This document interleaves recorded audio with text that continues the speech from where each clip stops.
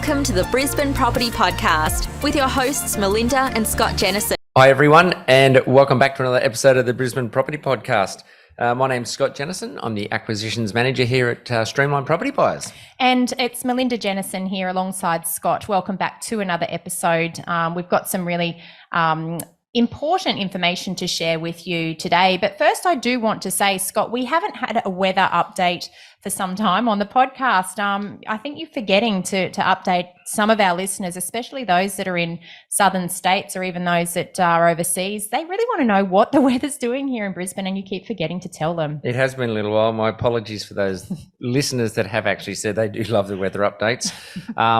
I guess it's probably a bit of a teaser at this time of year. Beautiful weather at this time of year in Brisbane, in the May, sort of June area where we get what we call cold mornings. I think the Southerners will probably argue that one. We get cold mornings of that sort of low double figures. If we sneak below double figures, it's freezing for us.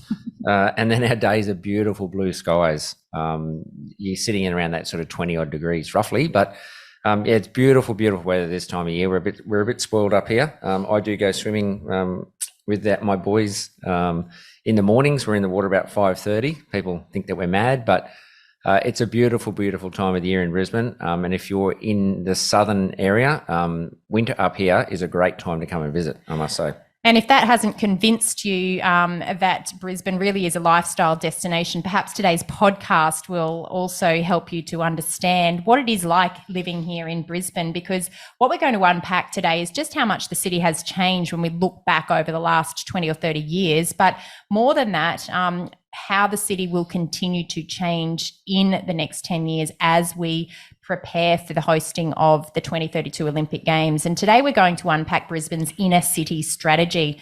We've talked previously on this podcast about the infrastructure that is coming to Brisbane. Some of it is already underway. Other infrastructure is yet to commence construction. But the way this infrastructure will change the way we live and the lifestyle precincts that we have is really what we're going to cover in the podcast today, because Brisbane, as we know it today, is extremely different to Brisbane as it was 20 years ago. Brisbane, as we see it will be 10 years from now, will also be a very different city to Brisbane today. And we're really going to unpack the development of our city and how we've come from a small country town to a big internationally recognised destination. We really are a city on the global map already. Yeah, I think before we get into, what we're going to go through now is Brisbane's inner city strategy moving forward. If you look back, and Melinda, you're born and bred Brisbane, but if you look back as we talk about how Brisbane was this sleepy little, well, it was a country town in a way, even though it was a city, and it just felt so sleepy and so far behind the likes of Sydney and Melbourne and those other areas. But when it really, and we've done podcasts in the past, quite a while ago now, where we talked about how Brisbane's changed over time and redeveloping and obviously leading up to the Olympics. But back in 1988, we had the Commonwealth Games here, and then in '88 we had World Expo, which was probably one of the biggest events that Brisbane had in the past time. It changed a lot, and where it was held on the south side of the city, across the river from the city itself. Once it was then demobilised and taken away, they redeveloped that whole area into South Bank as we know it today. And that area of development, how it's changed, it's got a beach in there, it's got the rainforest. There's so many shops, cafes, lifestyle. A lot of people go down into South Bank. Families flock there on the weekends. The beach is packed. So it's a real lifestyle sort of setup. And that, I guess, legacy from, say, something like World Expo 88, what that changed Brisbane back then to what it's becoming now. And what we're going to dive into is some of the things that it has changed now and what's changing in Brisbane, but also what the plan is to make it look like in the future. Yes, Expo 88 was an excellent example. I remember being a young teenager at that time, and we had a 3-day pass and we made the most of every day that we attended that. But it wasn't the expo itself, it was the legacy that it left and the redevelopment of that South Bank parklands that has resulted in a location or a destination for people to want to go. I remember when I was young, the city wasn't a place that we used to go to for lifestyle purposes. The city was a place that we visited if we wanted to go into the larger shopping precincts, because at that time we really didn't have large shopping centres like Westfields in any suburban locations. So people would jump on the train and we'd go into the inner city to do our Christmas shopping or shopping for special events. That's all changed, obviously, over the last 3 decades or 3+ decades, whereby we've now had such growth in the city and suburban sprawl that we've seen the redevelopment or the development of large shopping precincts in suburban areas. So the city is no longer a destination just for shopping. And as part of the renewal of Brisbane City as a location over the past 20 years, we've seen more and more lifestyle destinations pop up throughout the city. And if we look now at some of the locations that already exist in the inner city precinct and what they used to be, it really has changed. Take, for example, South Bank being the first thing prior to Expo that was really just open land and not used for any particular purpose. Look also at a very popular destination that we have that's a more recent development, and that's Howard Smith Wharves. So Howard Smith Wharves is on the north side of the river, looking back across the Story Bridge towards Eagle Street and the CBD. Up until only sort of 5 years ago, that used to be sheds that were sort of industrial looking sheds. Certainly wasn't an area that you'd spend any time at, but that's been redeveloped into a Fellon's Brewery. We've got a number of restaurant and eating options along there. There's also conference and large facilities that you can hire for events. Now, this is an area that's become a destination in itself, and it's just another example of just how much Brisbane has changed to create these lifestyle precincts where, you know, it's really hard, you're hard pressed to get a table at some of these locations on a weekend if you're going down for a beer or a burger. So this is how Brisbane is changing, but it's also an indication of what's yet to come, because these are just some examples of what's already transformed here in our city. And that's some good travel tips for anyone down south heading up to Brisbane to visit. Go down to Howard Smith Wharf and have a look. It is fantastic down underneath the Story Bridge. You've also then got the development that's underway now. We've talked about this a little bit as well, is Queen's Wharf. Well and truly underway, up and going. It looks fantastic at the moment. Even that, we've been for a bit of an e-bike ride ourselves over the last, we go down that way, have a look down through and just see how it's starting to develop.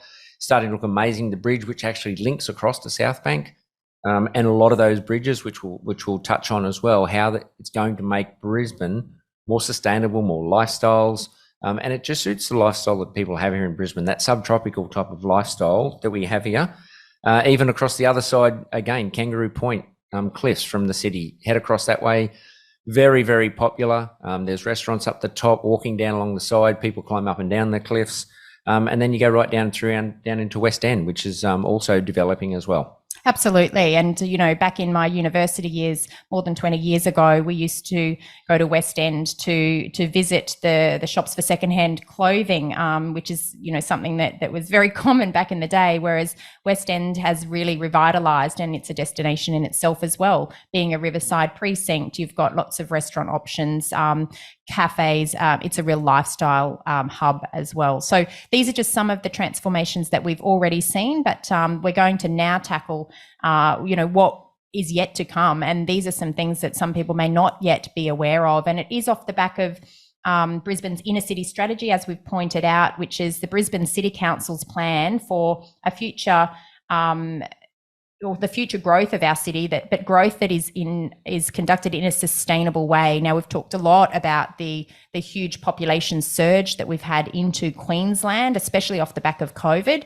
And we've got to remember that a large portion of that interstate migration has ended up settling in southeast Queensland. So Brisbane, as the capital city of the state, has certainly experienced or seen a high volume of those migrants settle here. And that's why we have this rental crisis, where there's just simply too much demand from people that need to rent and not enough properties available to rent. But, you know, perhaps this inner city strategy, you know, provides a longer term solution to some of that as well. And it does, it's a smart way to look at it at a city, especially when I was talking to some people actually on the weekend from Perth and other areas, and we were talking a little bit about Brisbane and how the plans are for the Olympics and making it more of a walkable city.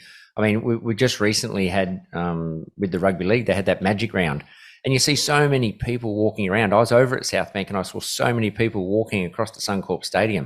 And I was talking to the chaps I was with, and I was talking about the walking, how we'll be able to walk from the likes of the Gabba across to Brisbane Live, across to Suncorp Stadium. You walk all through the city, and it makes it more of a livable type of city. So the way that the council's planning this is to make it more of that livable lifestyle type of city. And obviously a lot of this will be around the Olympics of 2032. Yeah, absolutely. And now Brisbane's inner city is also the epicenter of the global city that we are becoming. I know a lot of the time we talk about Brisbane and a lot of the data that we talk about relates to Greater Brisbane. So that geographical area is a huge expanse of land. So today we are talking about that inner city precinct, that inner, 4 or 5 kilometre ring, and how that's likely to change over the coming years. And that change and the evolution of the city is built around some pillars of, providing growth in a sustainable way. And in fact, we've got some numbers here on the projected population for Brisbane's inner city precinct. And by 2041, it's projected that the inner city precinct will be home to more than 470,000 residents. And so a lot of additional dwellings are required between now and 2041 to house this huge population growth prediction. But it's also built around knowledge and lifestyle precincts. So we're going to talk about some of those knowledge precincts within this inner 5 kilometre ring in Brisbane, which includes universities, TAFEs, other educational precincts, as well as a lot of lifestyle hubs that are already there in place, but also others that are yet to be built and to be constructed. We talk about connectivity as well. Yeah, and keep in mind when you touch on that, as you said then, by 2041, 470,000 residents. Keep in mind that the Brisbane City is our employment hub. Mm-hmm. I mean, that is where a lot of the businesses are. And also, I mean, the number of inner city workers, it's expected to double in the next 2 decades. And that'll reach more than 570,000 people by 2041. And I think the thing with Brisbane is that the types of jobs that Brisbane as a city is offering, it has been changing as well. We have been the sort of mining capital of Australia with a lot of, as well as Perth, but a lot of the jobs that have been offered have been based on the previous mining booms that we've had. But now we're seeing a growing portion of jobs that are being offered in professional services and the scientific areas, as well as in health and in education and technology. So, we're seeing a lot of those international migrants come through to get a quality education, and Brisbane is a destination of choice for those students. So a lot of the planned growth for Brisbane does also fall around those educational precincts, and also some student accommodation areas that will provide the housing for these sorts of people that will be looking for student accommodation. It's quite a good combination when you put all that, when we talk about the amount of people and then also the amount of workers that are going to be in there, is that lifestyle. And we do talk about, as I mentioned at the start, how fantastic the weather is up here in Brisbane most of the year, just to make people jealous. But also that relaxed, and as I said, the subtropical lifestyle, that relaxed lifestyle, the walking through the city. There's so many sort of characteristic things about that, and the restaurants, you've got the live entertainment, you've got the things along South Bank, cultural experiences right down through the river. So it's just a really, and I mean, to live around a city is quite a fantastic way. And the way that the Brisbane River weaves in around through the city, it is such a lifestyle for people to have. And I think some of the proposals relate to being a carless capital city. So having the ability to live and work in the area without needing transportation. And at the moment, Brisbane's not that city, but with the current construction of the Cross River Rail, as well as the Brisbane Metro, we've got the ferry system, which runs through a service of City Cats that transports people along the river network by water. And we've also got, other other sort of surface road buses and things like that that do transport people, but changing the way that the transport infrastructure will move people around will enable a more car-free inner city area to be created in the future. And whilst right now that doesn't seem possible, that is the city that we will become. And a lot of this plan actually is built around more reliance on public transport and more reliance on moving people in a more sustainable way. So, that could be by foot. A lot of cross-river bridges for pedestrians only are being built here in Brisbane. But also we've seen a huge increase in the number of sort of e-scooter riders and things like that. And they are building in pathways that enable safe use of those sorts of transport modes as well to become a greener and more sustainable, city. I think the e-scooters especially are very, very popular here in Brisbane compared to other areas. I mean, everywhere you go, there's e-scooters, and it's so easy to get around with all the bike paths and the access through everything. Those e-scooters and that access around the place, really, as you say, it'll eliminate a lot of cars, which is a good thing as well, having those cars off the road in the city. So let's get to some of these suburbs that are going to specifically benefit from this future infrastructure here in Brisbane's inner city precinct. Now, to the north, Albion is one of the suburbs that is going to see significant urban renewal, and we can't forget that we've also got some infrastructure being built specifically for the Olympic Games that is going to be coming to that location, which we will talk about in this podcast. We've got Newstead. We've already seen transformation of Newstead off the back of the 2014 city plan changes, where a lot of industrial land was rezoned to higher density development. So we've seen a lot of unit development in that region. There's still more transformation to come in that location. We've got Fortitude Valley. There's a lot that has already happened in Fortitude Valley, but a lot of change that is yet, or a lot of redevelopment that's yet to take place. Hurston, this is an area where we're going to see massive transformation, especially of the Victoria Park precinct into public parkland, and that's going to become one of the areas that will host part of the Olympics Games venues as well. And then just in from Hurston, you've got Spring Hill, very close to the CBD, and then obviously there is the CBD, the city area. Just across the water, when you head towards, as I mentioned earlier, Kangaroo Point Peninsula, through the Kangaroo Points there, just near the Gabba, not far from there, walking distance. And that leads me to Wollongabba, which is a lot of development happening over there. The Gabba Stadium, linked up, as you mentioned earlier, by the Cross River Rail. Yes, and then we've got the Boggo Road precinct. So we'll talk a little bit more about the infrastructure that is underway there. That links very closely with the St Lucia University of Queensland area. Across the other side of the river, then we've got Toowong and Milton that link with West End, and West End, Aboriginal name being Kurilpa.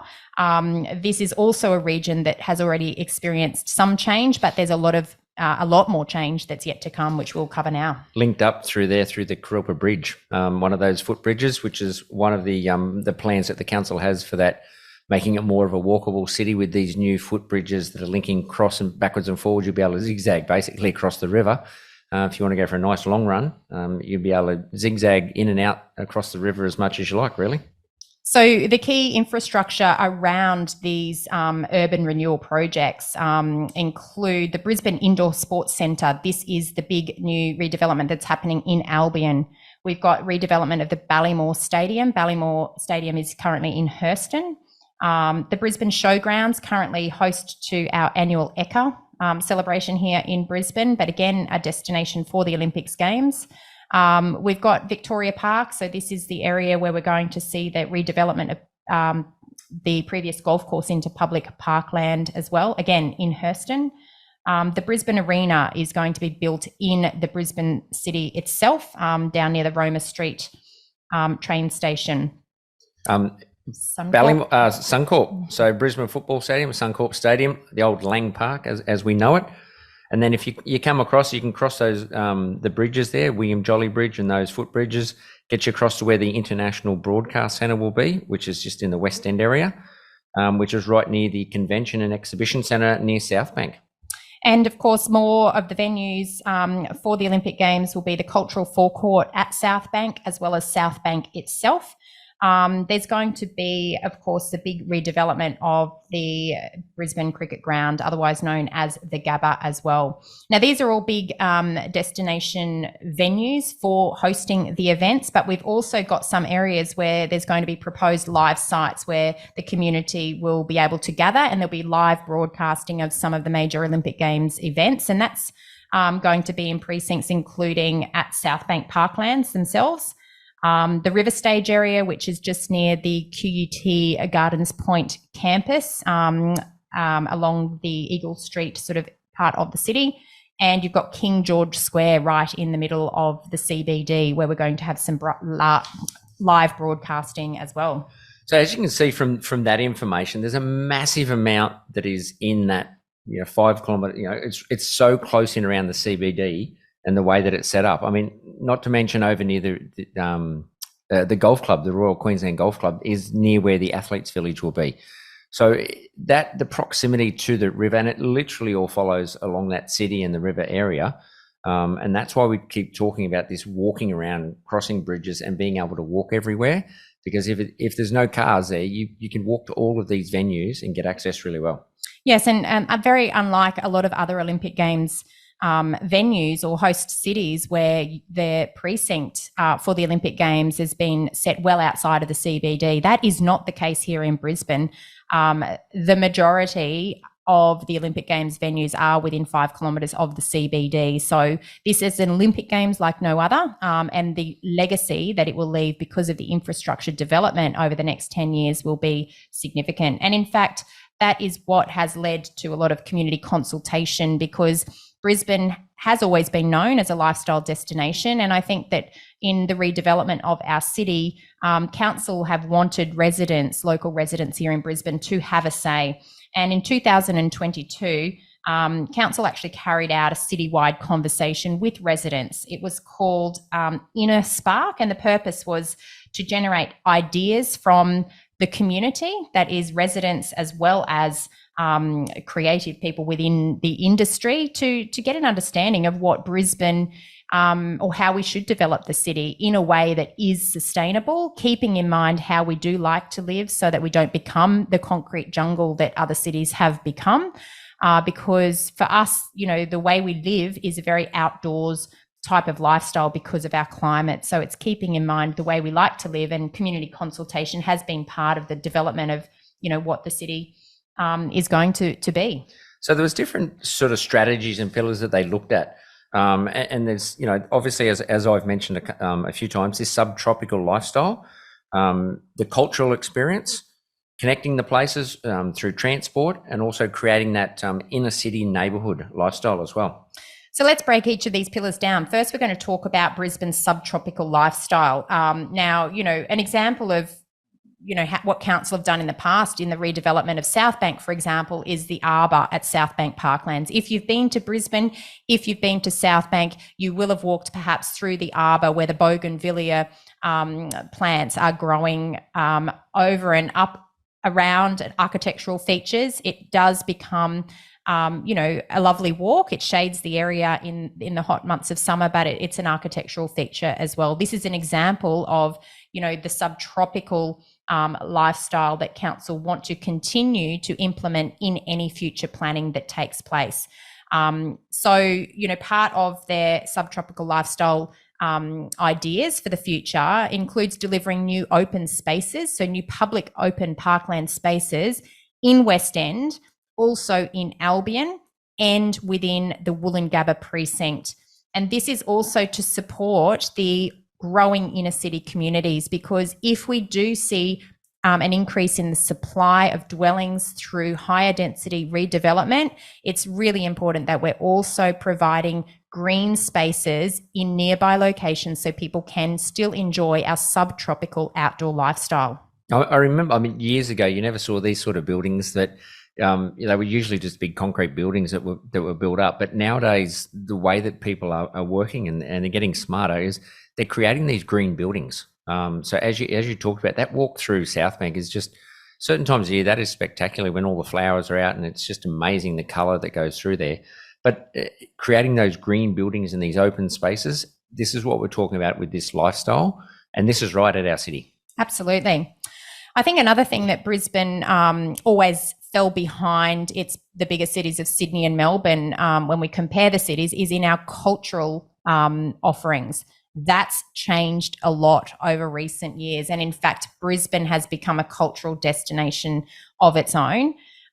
We've got a lot of events that we host as a city every year, and with or through future partnerships as a host city, we will continue to attract some major cultural events, sporting events, business events, especially now that we have secured the Olympic Games. So, this is something that will continue to develop over time. But if we look at some of the cultural events that Brisbane already offers to local residents, we've got the Ekka, which is, an annual event that a lot of people do look forward to. Yep, the country comes to the city, and the city people can see how the country people live. You've then got Brisbane Festival. That's held around September. And it usually it's completed that with River Fire, which is the riverside just gets completely packed with people. Spectacular show. The Air Force and everyone joins in on that one, and we have the helicopters and the jets and everything flying over as well. As well as a huge fireworks event. Yep. We've got a lot of arts festivals that come through the city and are shown within our art gallery. The Paneri Festival, the Greek Festival. Greek Festival. Yep. That's over. There's the Greek Club just over at West End area there, South Bank, just near the Musgrave Pool. And they have a massive festival as well as all the comedy galas that we have through here as well. We've got NAIDOC Week celebrations as well. Each year we have a Caxton Street Seafood and Wine Festival just in the north near what used to be Lang Park, near the Suncorp Stadium there. And let's not forget Oktoberfest each year. Yeah, those that like a beer, they've got the Oktoberfest, which is held usually at the showground area. They have the Oktoberfest, and you see a lot of people dressing up in those interesting German outfits and having a couple of ales.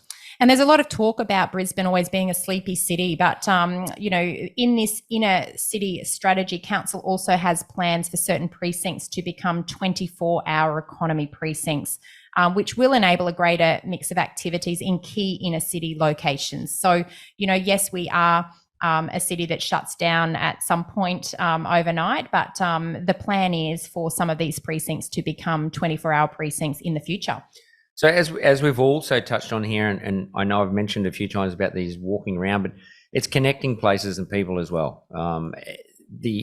To be able to do it at ease is probably one of the biggest things that they look at is making sure that people can actually move around this city safely as well and at ease to be able to get from location to location.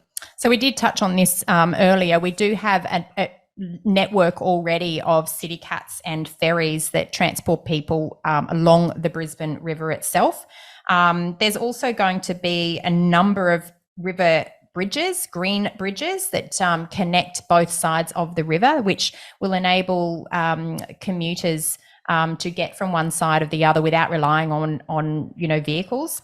We've also got the Cross River Rail under development and the Brisbane Metro also under development. So the future direction of the transport strategy here in Brisbane is to create a walkable and connected city so that all of the precincts, especially those precincts that have been identified for use throughout the Olympic Games, they will have that interconnectivity so that people can actually get from one destination to another without actually relying on a vehicle. Yeah, again, another little tip for those people coming up. If you want to have a little bit of a look around, go down and park down at New Farm Park and jump on the City Cat and catch the City Cat down through the city, jump on and off whenever you like.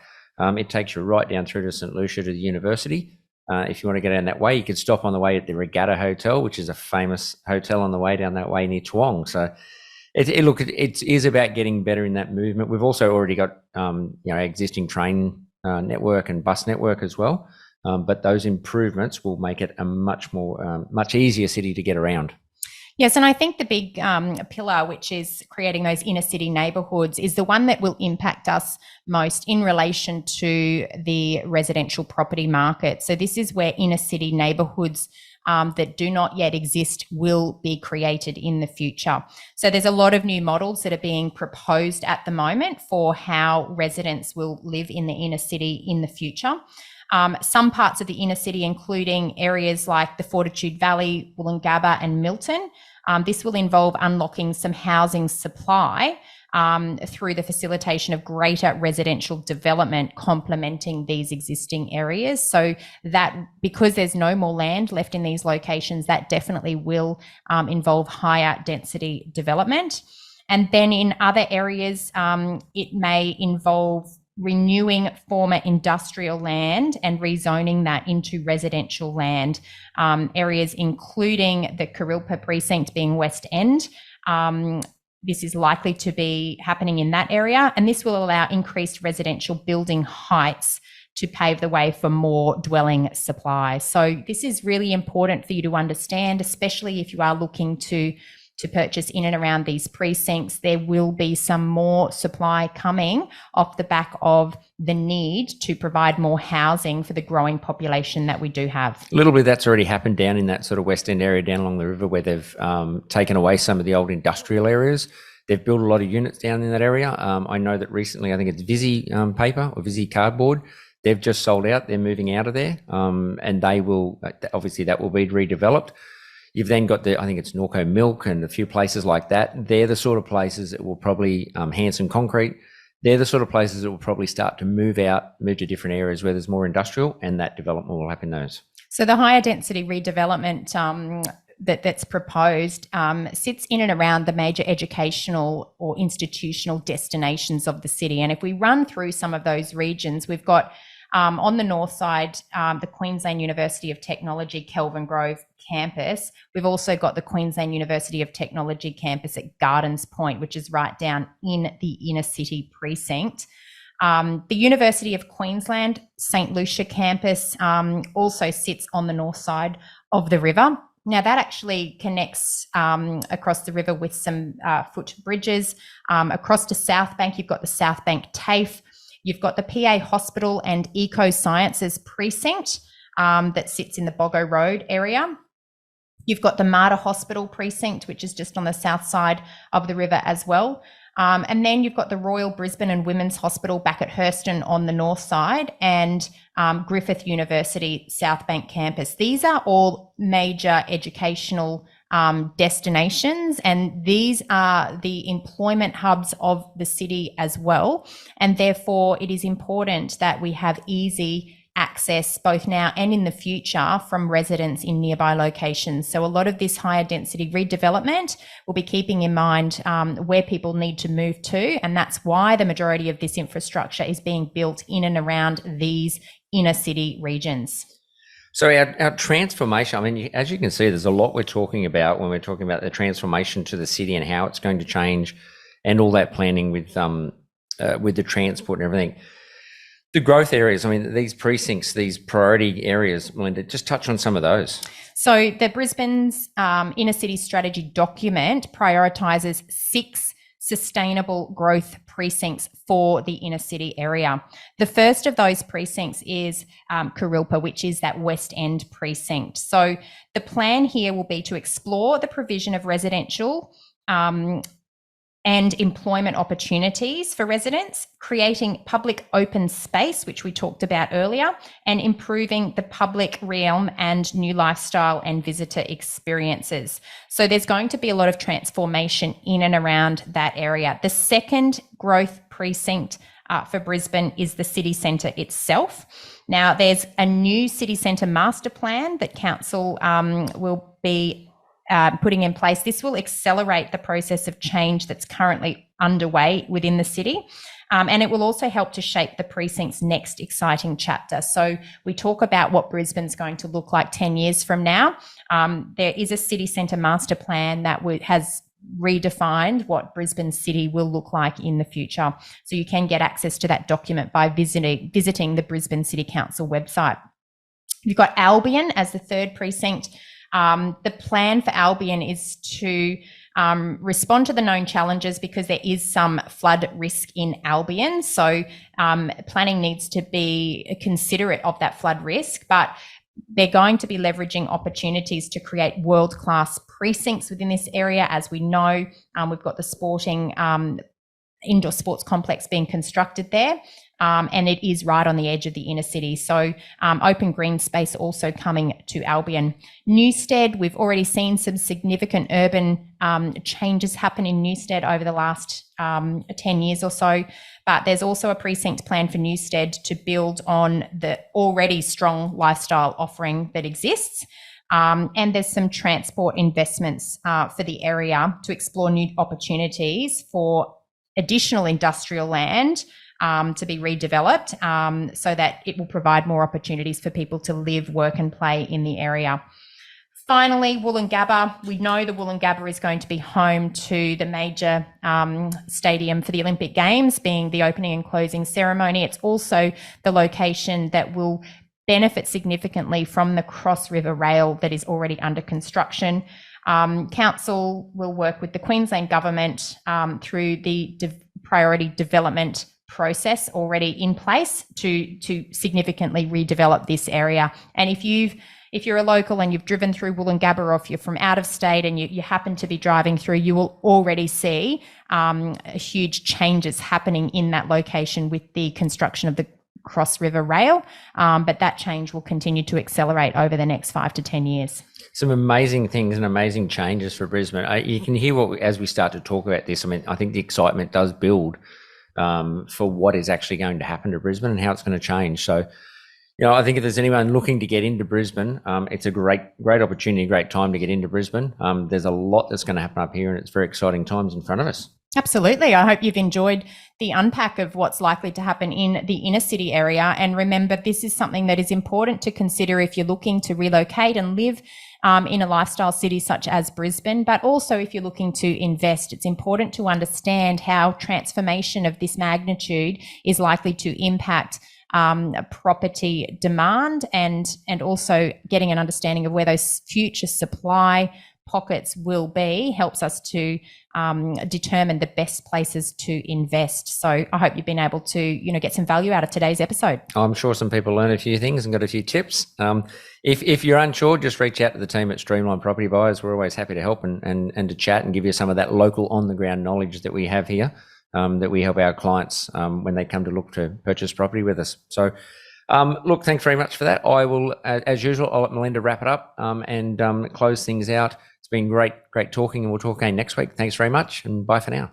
As always, if you have enjoyed this episode, we'd love for you to share the podcast link with friends and family. Hit the subscribe button as well. It will ensure you don't miss out on any future episodes that we create for you.